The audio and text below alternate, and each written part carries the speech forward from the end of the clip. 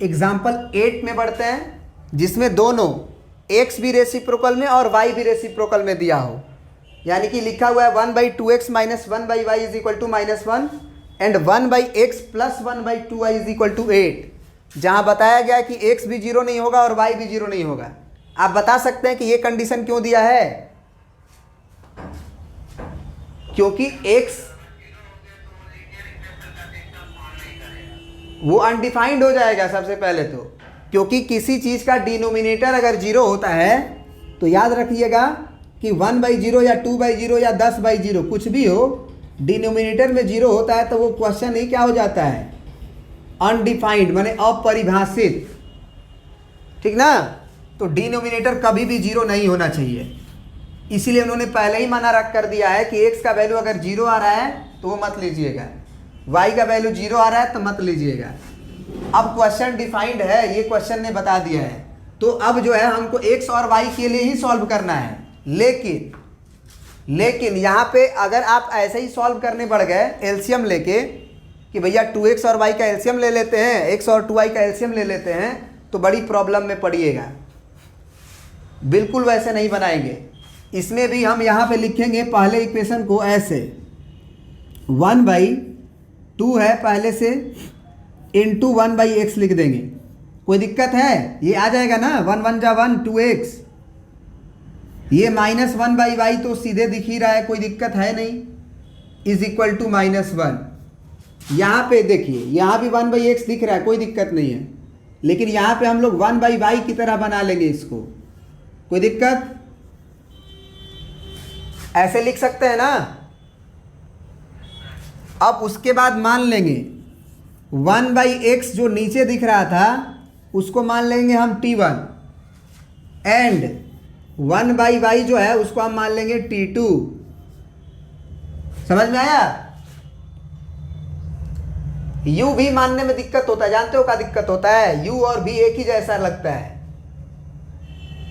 नहीं तो u और v भी मान के बना सकते हो, बात वही है, कहानी वही होने वाली है।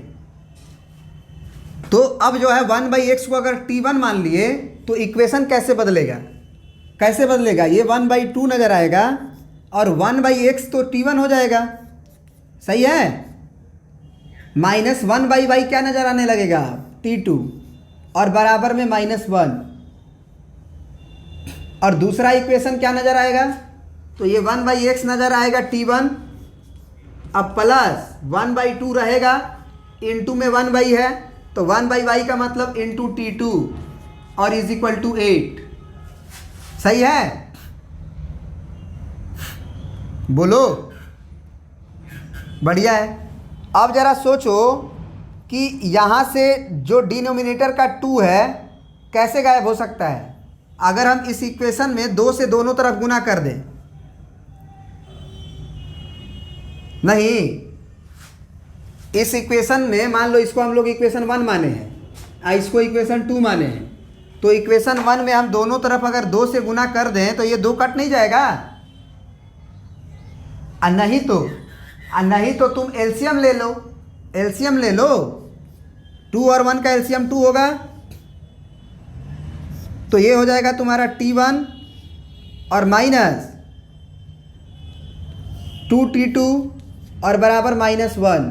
तो 2 को उधर भेज देना, उससे ज़्यादा हमको बढ़िया लग रहा है जो हम बता रहे हैं उसी को करो।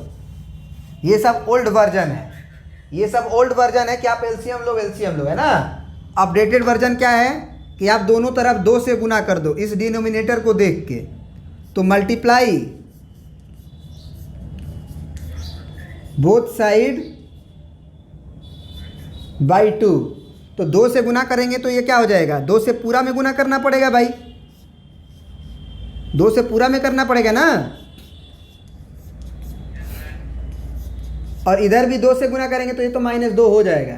तो अब 2 से अंदर भेजेंगे 2 को बारी बारी से, तो ये 2 से 2 कट जाएगा, तो ये हो जाएगा t1 और माइनस 2t2 और बराबर -2। समझ में आया? बोलो। इस इक्वेशन को रहने देंगे तो ज़्यादा बेहतर रहेगा, क्योंकि t1 सेम आ गया ना। चलो कर लो, 2 से इसमें भी गुना कर लो, इसमें भी कर लो, multiply both side by 2 in both equation, in both equation, दोनों इक्वेशन में हम कर देते हैं 2 से मल्टीप्लाई, दोनों तरफ बोथ साइड लिखे हुए हैं। तो अगर इसमें अगर हम दोनों तरफ 2 से गुना करेंगे तो 2 इंटू T1 प्लस 1/2 T2, अब बराबर 8 दूना के 16 तो डायरेक्ट हो जाएगा। अब 2 अंदर जाएगा तो क्या होगा 2T1, इसके अंदर जाएगा तो 2 2 को काट लेगा तो T2 बराबर 16। ये बात समझ में आया। अब हमारे पास एक फ्रेश क्वेश्चन हो गया, फ्रेश क्वेश्चन हो गया T1 माइनस 2T2 बराबर -2 और एक हो गया 2T1 plus T2 is equal to 16। अब तुम हमें बताओ कि ये इक्वेशन से हम लोग कैसे गायब करेंगे किसी एक T1 को चाहे T2 को। तो एक तरीका है कि आप इक्वेशन नंबर 1 में 2 से गुना कर दो, 2 2 सेम हो जाएगा, ये हो जाएगा। तो इसको इक्वेशन नंबर 3 मान लो, इसको इक्वेशन नंबर 4 मान लो, क्योंकि 1 और 2 मान चुके हो। तो अगर इक्वेशन नंबर 3 में हम क्या लिख देंगे, इक्वेशन नंबर 3 गुने 2, तो ये 2T1 सेम हो गया बस। इक्वेशन नंबर 4 में कुछ नहीं करेंगे, मतलब 1 का गुना करेंगे केवल। तो अगर इसमें हम 2 से गुना किए तो क्या नजर आएगा 2T1 माइनस 2 से गुना किए हो ना, तो यहाँ गुने 2 लिख दो, तो 2T1 और माइनस 2 दूना के 4T2 बराबर माइनस का 4। और इक्वेशन नंबर 4 को घटाना है तो इक्वेशन नंबर 4 को एज इट इज लिख दो, 2T1 plus T2 is equal to 16। याद रखना, या तो दोनों कांस्टेंट बराबर के आरएचएस में रहे या दोनों कांस्टेंट बराबर के एलएचएस में रहे। अब यहां पे देखो, अब T1 को गायब करने के लिए जोड़ना चाहिए कि घटाना चाहिए, घटाना चाहिए। काहे कि जोड़ोगे तो 2 2 4 हो जाएगा और घटाओगे तो साइन चेंज होगा, और साइन चेंज होगा तो यहाँ प्लस छुपा रहता है, तो minus plus minus, minus plus minus, minus plus minus, ये खत्म, क्योंकि जितना प्लस उतना ही माइनस। 4T2 माइनस, ये भी T2 माइनस, तो ये माइनस का 5 गो T2 हो जाएगा, और इज इक्वल टू माइनस का 16 और माइनस का 4, माइनस का 20 होगा। तो ये माइनस से माइनस कैंसिल हो गया और T2 का वैल्यू 5 के 20 4 आ गया। अब T2 का वैल्यू आ गया तो आप इक्वेशन नंबर 3 में चाहे इक्वेशन नंबर 4 में इस T2 का वैल्यू को प्लग इन करिएगा तो एक अननोन बस बचेगा, क्योंकि T2 रख दिए हो तो T1 निकल जाएगा। समझ में आया बात?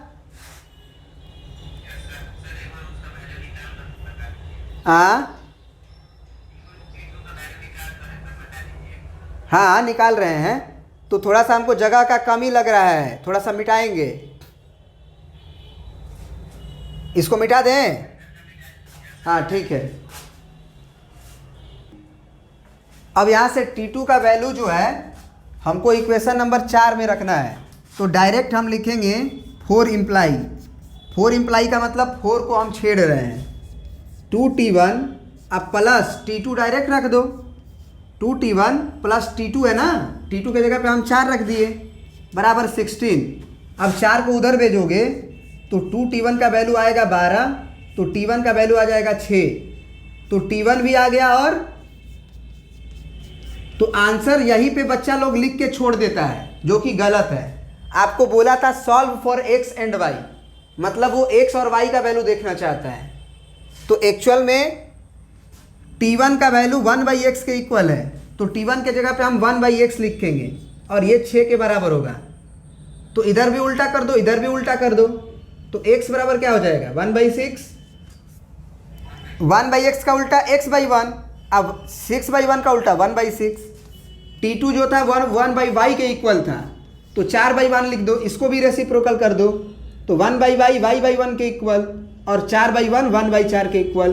तो फाइनल आंसर आया आपका x का वैल्यू 1/6 एंड y का वैल्यू 1/4। क्या ये बात समझ में आया? तो प्रिंट कर लीजिए। अब नेक्स्ट क्वेश्चन अगले क्लास में।